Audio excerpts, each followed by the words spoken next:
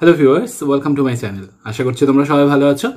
আজকে তোমাদের মধ্যেই একজনের রিকোয়েস্ট করা একটা নাটক, হেনরি কিপসনের লেখা ঘোস্টস, সেটা নিয়ে আলোচনা করতে বসেছি। এটার একটা মোটামুটিভাবে সম্পূর্ণ আলোচনা দেওয়ার চেষ্টা করবো। দুটো পার্টে আমি দেওয়ার চেষ্টা করছি। অবভিয়াসলি লাইন বাই লাইন আমি অ্যানালিসিস করবো না, নাটকটা পড়াবো না। আমি এর একটা ডিটেলস সামারি আর এর যে যতটা ইন্ট্রোডাকশন হয় মোটামুটিভাবে, যাতে পরীক্ষায় তোমরা কিছুটা হলেও অ্যাটেন্ড করতে পারো, সেই রকমভাবে আমি একটা আলোচনা করে দিচ্ছি। ওকে, তো এই যে নাটকটি অর্থাৎ ঘোস্ট, এই নাটকটা কিন্তু আমরা ইংরেজিতে পড়লেও আসলে কিন্তু এটা ইংরেজি কোনো নাটক নয়।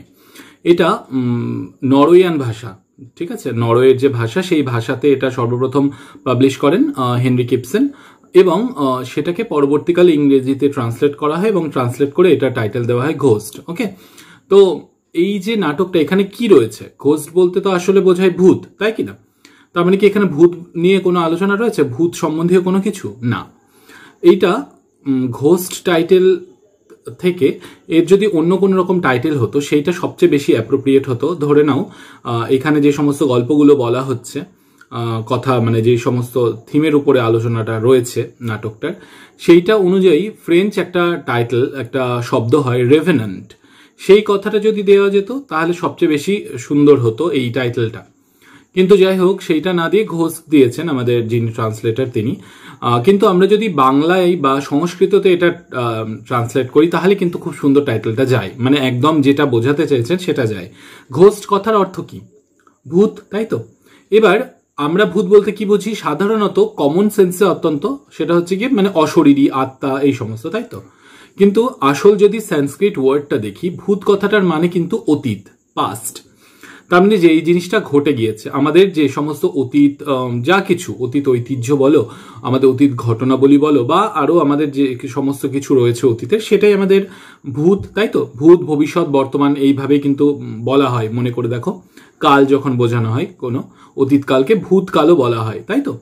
তো এই যে অতীতের ঘটনা বা অতীতের কোনো রকম আমাদের স্মৃতি বা আমাদের ঐতিহ্যগুলো, আমাদের কিছু চিন্তা ভাবনা, এই সমস্ত জিনিসগুলো, এইটাই কিন্তু বারবার করে যেন ঘুরে ফিরে আসছে। আমরা দেখতে পাচ্ছি বিভিন্ন ক্যারেক্টারদের মধ্যে দিয়ে, তাদের চরিত্র, তাদের সাইকোলজি, তাদের হচ্ছে গিয়ে ফিজিক্যাল অ্যাক্টিভিটিস, এই সমস্ত জিনিসের মধ্যে দিয়ে। ওকে, এই জন্য কিন্তু এই যে টাইটেলটা ঘোস্ট আমরা বলতে পারি অনেকটা দেয়া হয়েছে বা দিয়েছেন যিনি ট্রান্সলেট করেছেন। তো এইটা মোটামুটিভাবে একটা জেনারেল আলোচনা। এরপরে চলো এর যে পাবলিকেশন হিস্ট্রিটা রয়েছে সেটা জেনে। এইটা তোমরা জানো যে হেনরি কিপসনের অত্যন্ত পপুলার একটা নাটক রয়েছে আ ডলস হাউস, যেটার জন্য তিনি অত্যন্ত পপুলারিটি পেয়েছিলেন এবং এটা ক্যানোনাইজড একটা টেক্সট বলা যায়। তো এই যে আ ডলস হাউস, এইটা পাবলিশ হওয়ার মোটামুটিভাবে 2 বছর পর তিনি কিন্তু এই যে নতুন আর একটা টেক্সট যেটা আমরা আজকে পড়তে চলেছি অর্থাৎ ঘোস্ট, সেটা তিনি লিখেছিলেন। অর্থাৎ এটা 1881 মানে 1881 ডিসেম্বর মাসে এইটা কিন্তু হয়েছিল, পাবলিশ করা হয়েছিল। সেটা প্রথম কোন ভাষায়? নরওয়েয়ান ভাষায়, এবং পরবর্তীকালে সেটাকে কিন্তু ট্রান্সলেট করা হয়। ট্রান্সলেট করেন কে? উইলিয়াম আর্চার নামে যে ব্যক্তি রয়েছেন, একজন অত্যন্ত বিদগ্ধজন, তিনি এটাকে কিন্তু ট্রান্সলেট করেছিলেন। এবং তিনি ট্রান্সলেট করেছিলেন ওই যে বললাম টাইটেলটা, এর টাইটেলটা কিন্তু অন্য ছিল। যখন টাইটেল পোর্শনটা পড়বো তখন আমি বলে দেবো। তো সেটাকে ঘোস্ট করেছিলেন, ঘোস্ট হিসেবে ট্রান্সলেট করেছিলেন ঠিকই, কিন্তু তাতে করে ইপসেন খুব একটা খুশি হননি। কিন্তু যাই হোক, সেইভাবেই চলে আসছে। তো এইটা গেল এর পাবলিকেশন হিস্ট্রি। এরপরে যে এর টাইটেল নিয়ে আলোচনাটা, চলো সেই দিকটাতে যাওয়া যাক। টাইটেল, এই টাইটেলটা হচ্ছে গিয়ে, মানে এই যে নাটকটা, এই নাটকটা টাইটেল আসল হচ্ছে গিয়ে গেনগ্যান গেয়ার, ঠিক আছে? এর নরওয়েয়ান উচ্চারণটা আমি ঠিকঠাক করতে পারবো না বলে আমি করতে চাইছি না, বা উচ্চারণটা সত্যিকারের বলতে ডেনিশ উচ্চারণ করতে হয়, ডেনমার্কের ভাষায় উচ্চারণ করতে হয়।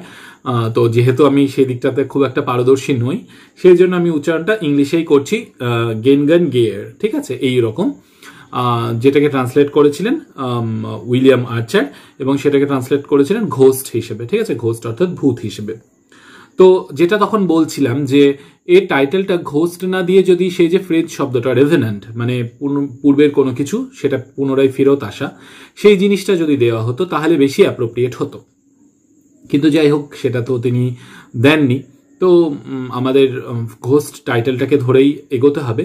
এবার এইখানটায় ঘোস্ট কথাটার অর্থ ভূত, মানে স্পিরিট। ইংলিশে দেখতে গেলে কিন্তু তেমন এটা সাকসেসফুল হচ্ছে না টাইটেলটা। কিন্তু ওই যেটা বললাম সংস্কৃত অনুযায়ী বা বাংলা অনুযায়ী যদি আমরা দেখি, তাহলে আমরা দেখব এই যে অতীতের যে সমস্ত ঘটনাবলী বা সেই যে সময়ে লেখা হয়েছে এই নাটকটা, সেই সময়ে দাঁড়িয়ে সেই যে সোসাইটির যে সমস্ত ইমরালিটিসগুলো, মানে যেগুলোকে মোরালিটি হিসেবে চালানো হতো, বা ইনসেস্টগুলো, সমাজে আরও যে সমস্ত খারাপ মানে ব্যাপার স্যাপারগুলো, সেই জিনিসগুলো নিয়েই কিন্তু এইখানটায় আলোচনা করা হচ্ছে। আমাদের যে ক্যারেক্টারগুলো রয়েছে সেই ক্যারেক্টারগুলো কিন্তু এই সমস্ত ব্যাপারগুলোকে নিয়েই বারবার করে যেন তারা যেন বোঝাটা, যেন এই পাপের বোঝা, সেইগুলো কিন্তু বয়ে নিয়ে চলেছেন এবং সেইগুলোকে তারা প্র্যাকটিস করছেন। তো এই হিসেবে দেখতে গেলে কিন্তু এর টাইটেলটা সাকসেসফুল। এখানটাই আরও একটু আলোচনা করবার যে রবীন্দ্রনাথ ঠাকুরের কর্তার ভূত, তোমরা যদি পড়ে থাকো, ক্লাস 11-এ আই থিঙ্ক বাংলাতে আছে, এখন 11 বা 12-এ আমি ঠিক বলতে পারছি না, মনে হয় 11-এই আছে। সেখানে কর্তার ভূতেও কিন্তু রবীন্দ্রনাথ ঠাকুর ঠিক তাই দেখাচ্ছেন। মানে এই যে কর্তার ভূত যখন আমাদের ঘাড়ে চাপে, সে আমাদের ঘাড়েই থাকে এবং আমাদেরকে সেটাকে নিয়ে চলতে হয়। এই যে ভূত, এই ভূতটা বলতে কিন্তু সেই যে কর্তার স্পিরিট, আত্মা, তা কিন্তু নয়। সেইটা কি না, সেটা হচ্ছে গিয়ে আমাদের যে পাস্ট, আমাদের ঘটনা বলি, বা আমাদের পাস্ট, আমাদের কৃতকর্ম যেটাকে বলা হয়, সেই জিনিসটাই যখন আমাদের উপরে চড়ে বসে এবং সেটা আমাদের ভবিষ্যৎ জিনিসটাকে কন্ডিশন করে, সেটা আমাদের ভবিষ্যৎকে মোল্ড করে, সেই পাস্টটাই, তখনই সেটা কিন্তু মানে খারাপ হয়ে যায় সত্যিকারের বলতে। এবং রবীন্দ্রনাথ ঠাকুর যেমন দেখাতে চেয়েছিলেন, ঠিক তেমনই কিন্তু হেনরি কিপসনও তাই দেখাচ্ছেন। তো এইখানে একটা আমাদের ক্যারেক্টার রয়েছেন, মেইন ক্যারেক্টার মিসেস অ্যালভিং। তিনি একটা জায়গায় বলছেন, এই ঘোস্টের সংজ্ঞা হিসেবে বলছেন, আমি পড়ে শোনাচ্ছি, যে তার অনুযায়ী আমরা ভূতের আলোচনাটা করতে পারি। এখানে ভূত হচ্ছে some outdated ideas, some obsolete beliefs, and the dead ideas, the happenings of the past that condition the present. এই যে লাইনটা, মানে এখানটায় কিছু অবসলিট বিলিভস, কিছু মানে অতি প্রাচীন হয়ে যাওয়া কিছু ধ্যান ধারণা, কিছু আউটডেটেড আইডিয়াস, কিছু ডেড আইডিয়াস, মৃত মানে আইডিয়া, কিছু ধ্যান ধারণা, আর কিনা হ্যাপেনিংস অফ দ্য পাস্ট, অতীতের কিছু ঘটনা বলি, যেটা কি করছে, কন্ডিশন করছে আমাদের প্রেজেন্টকে। আমি যেটা একটু আগেই বললাম, যেটা আমাদের বর্তমানকে মোল্ড করবার চেষ্টা করছে, সেটাকে যেন মানে অন্যরকম একটা রূপ দেওয়ার চেষ্টা করছে, সেটাই কিন্তু এখানে ঘোস্ট আমরা বলতে পারি। ওকে, তো এই যে নাটকটা, এই নাটকে অন্যতম একটা ব্যাপার হচ্ছে কি সিফিলিস, যেটা সেই সময় অত্যন্ত একটা ভয়ঙ্কর অসুখের রূপ নিয়েছিল, এপিডেমিক হয়ে গিয়েছিল বলা যায়, সেটা ইনকিউরেবল ছিল সেই সময় দাঁড়িয়ে। তো সেই যে সমাজের একটা ইনসেস্চুয়াসনেস বা ইমরালিটি যাই বলো না কেন, সেইটাকে তিনি যেমন দেখিয়েছেন, এই সাথে সাথেই কিন্তু এই যে একটা সিফিলিসের যে প্রাদুর্ভাব বা সেটা এপিডেমিক রূপ নেওয়া, সেটাকেও কিন্তু আলোচনা করা যায়। তো এই দিক দিয়ে বলতে গেলে এখানটাই কিন্তু এই নাটকটা অনেকখানি সেই সিফিলিসের উপরে আলোচনাও বলা যায়। বিভিন্ন রকম ক্রিটিক কিন্তু এটাকে বলেই থাকেন। কিন্তু তার থেকে আমরা যদি মানে একজন ক্রিটিক রয়েছেন, তার নাম হচ্ছে এরিক বেন্টলি, তার কথাকে আমরা যদি ফলো করি, তাহলে আমরা বলতেই পারি যে এই যে নাটকটা, এই নাটকটা সিফিলিসের থেকে আমাদের যে প্রাচীন ভূত বা আমাদের যে পুনরাবৃত্তি, পূর্ব কোনো ঘটনার পুনরাবৃত্তি, সেই দিক দিয়ে যদি আলোচনা করি, তাহলে সবচেয়ে বেশি এই আলোচনাটা ফলপ্রসূ হয়। তাহলে এইটা গেল মোটামুটিভাবে টাইটেল প্রসঙ্গে। আশা করছি কোনো রকম প্রবলেম হওয়া উচিত না। মোটামুটিভাবে একটা 5 নম্বরের বা 10 নম্বরের চাইলেও আনসার কিন্তু তৈরি করে নিতে পারো তোমরা অত্যন্ত সহজে। তো এটা গেল এর টাইটেল। এরপরে চলো এর যে থিমগুলো রয়েছে সেই থিমটা নিয়ে আলোচনা করি। টাইটেল বলার সময় খানিকটা আমি থিমের আভাস দিয়েছি, যে এখানটায় সেই সময়কার যে ঘটনাবলীগুলো বা সেই সময় সিফিলিসের যে অসুখটার প্রাদুর্ভাব হয়েছিল, সেই সমস্ত জিনিসগুলো কিন্তু এখানকার একটা গুরুত্বপূর্ণ থিম, বা সেই যে সোসাইটিটা, সেই সোসাইটির ইমরালিটিসগুলো, ইনসেস্চুয়াসনেসগুলো, বা মানে সেইগুলো যারা লোকজন যারা যে সমস্ত প্র্যাকটিস করতো, সেইগুলো নিয়ে কিন্তু এখানটা খুব সুন্দর কিন্তু আলোচনা করেছেন হেনরি কিপসন। কিন্তু এইটা তো গেল সোশিওলজিক্যাল একটা পার্সপেক্টিভ, এবং বেশিরভাগ ক্রিটিক কিন্তু সেটাই করেছিলেন। কিন্তু সেই দিক দিয়ে দেখতে গেলে আমাদের কিন্তু এই আলোচনাটা সম্পূর্ণ হয় না। একে আমাদের বরঞ্চ বলা উচিত, একে তিনটে দিক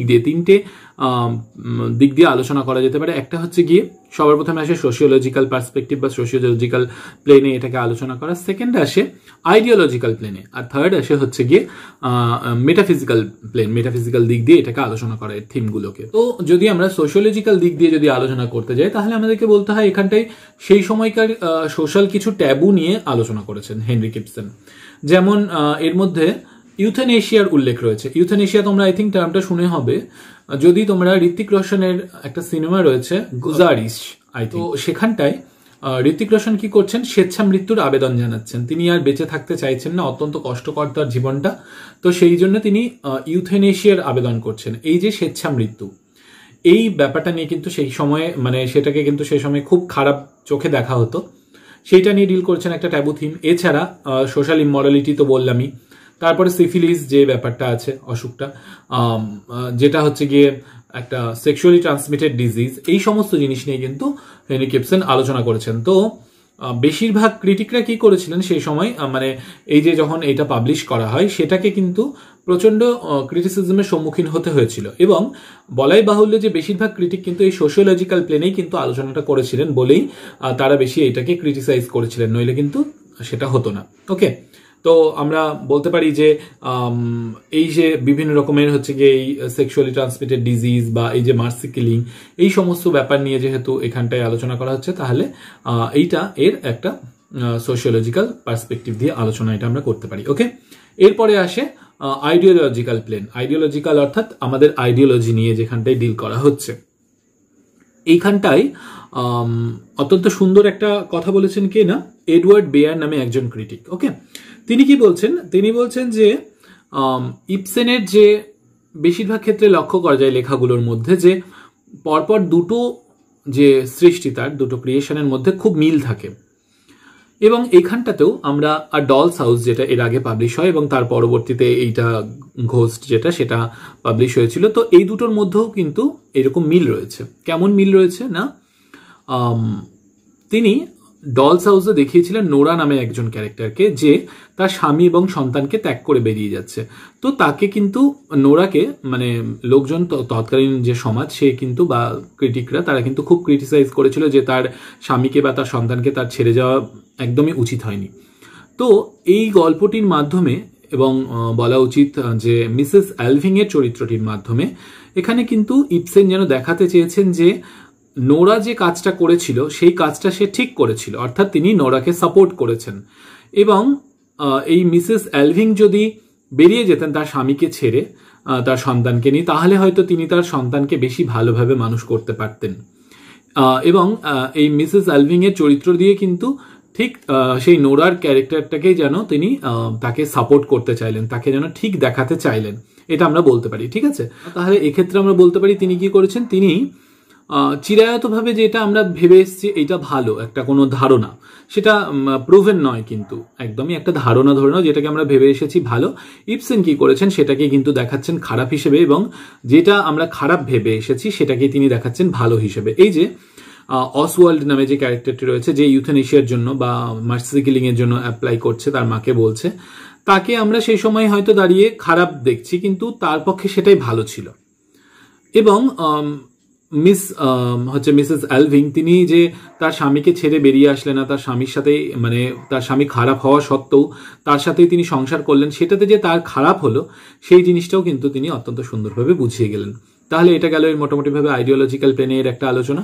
এরপরে চলো এর হচ্ছে গিয়ে যে মেটাফিজিক্যাল একটা আলোচনা, সেই দিকটাতে যাওয়া যাক। এই দিক দিয়ে দেখতে গেলে বলতে হয় যে ইবসেন খানিকটা যেন আমাদের যে মানে সনাতন ধর্মের যে আমাদের ইয়েটা রয়েছে, যে আমাদের যে কোনো কাজ আমাদের পূর্বের করা কাজের পরিপ্রেক্ষিতে তৈরি হয়, মানে আমাদের সমস্ত কিছুই প্রারব্ধ আমরা বলতে পারি। তো ঠিক সেইটাই মানে হেনরি কিপসন যেন খানিকটা সেই কর্মফল এই কথাটা বা আমাদের পূর্বের করা কাজের জন্য, পূর্ব জন্মের বলছি না কিন্তু পূর্বের করা কাজের উপর নির্ভর করে কিন্তু পরের কাজগুলো মানে সেইটার গতি প্রকৃতি কিন্তু সেটা চেঞ্জ হয়। ঠিক আছে, তো হেনরি কিপসনের জন্য ঠিক সেই আইডিয়াটাকে কিছুটা হলেও সাপোর্ট করছেন এবং সেটাকে তিনি প্র্যাকটিস করছেন। এখানে তিনি এই যে বর্তমানে যে সমস্ত কাজকর্মগুলো, সেই কাজকর্মগুলোকে কিভাবে দেখাচ্ছেন না, সেটাকে দেখাচ্ছেন যে আমরা যেন মানে পূর্বের কোনো কারণের জন্য সেই জিনিসটাকে নিয়ে চলছি, অতীতটাকে যেন আমরা বয়ে নিয়ে চলছি। ওকে, সেটা দুই রকম ভাবে, এক শারীরিকভাবে শারীরিক দিক দিয়ে, একটা মনস্তাত্ত্বিক দিক দিয়ে, মানে physically and at the same time spiritually or psychologically, দুদিক দিয়েই কিন্তু আমরা আমাদের অতীতটাকে বয়ে নিয়ে চলছি।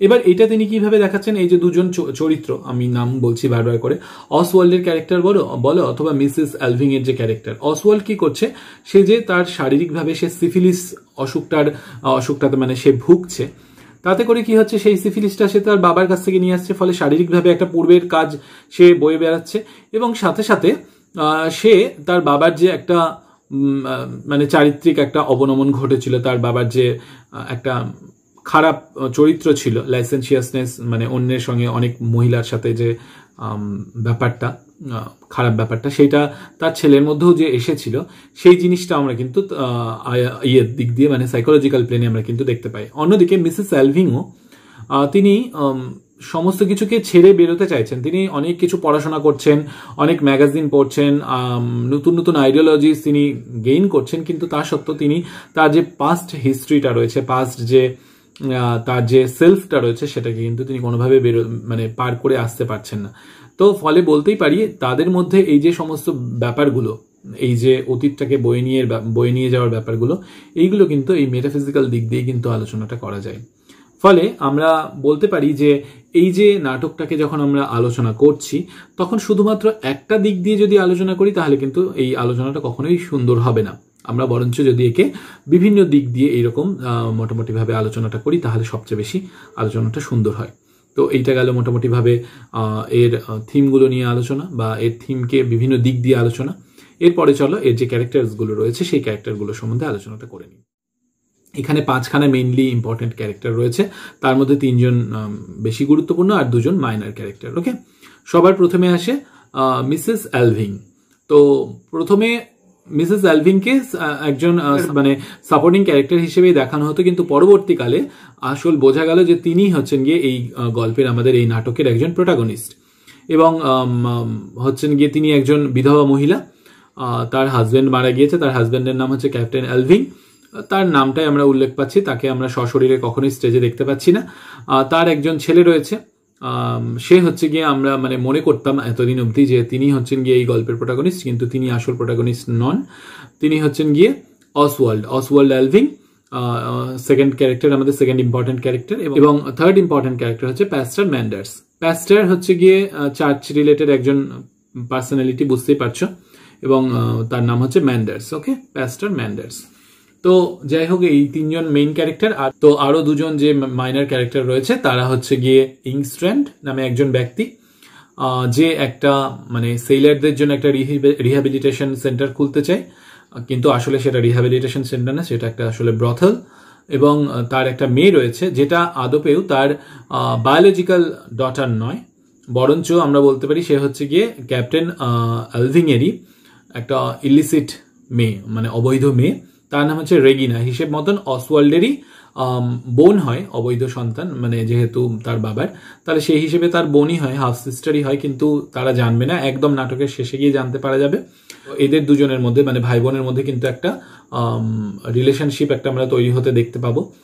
সেটা যাই হোক ফলপ্রসূ হবে না পরবর্তীতে, কারণ রেগিনা তাকে ছেড়ে চলে যাবে। তো এই 5জন ক্যারেক্টার, প্রথম হচ্ছে মিসেস অ্যালভিং, তারপরে হচ্ছে গিয়ে প্যাস্টার ম্যান্ডার্স, তারপরে হচ্ছে গিয়ে অসওয়াল্ড অ্যালভিং, তারপরে আসছে হচ্ছে ইংস্ট্র্যান্ড, তারপর হচ্ছে রেগিনা ইংস্ট্র্যান্ড। ওকে, এরা 5জন রয়েছে। আর আরেকটা নাম রয়েছে জোহানা নামে, সে হচ্ছে গিয়ে রেগিনার মা। তাকেও কিন্তু আমরা স্টেজে কখনোই দেখতে পাবো না, তাকে আমরা মৃত হিসেবেই দেখবো। ওকে, তো এই গেল মোটামুটিভাবে এখানকার কিছু চরিত্র। তো আশা করছি আমি এটা সম্বন্ধে একটা মোটামুটি আলোচনা করতে পারলাম। তো এরপরে যখন আমরা সামারিটা পড়বো, তখন এই চরিত্রগুলোকে আরো সুন্দরভাবে একটু আলোচনাটা করে নেব।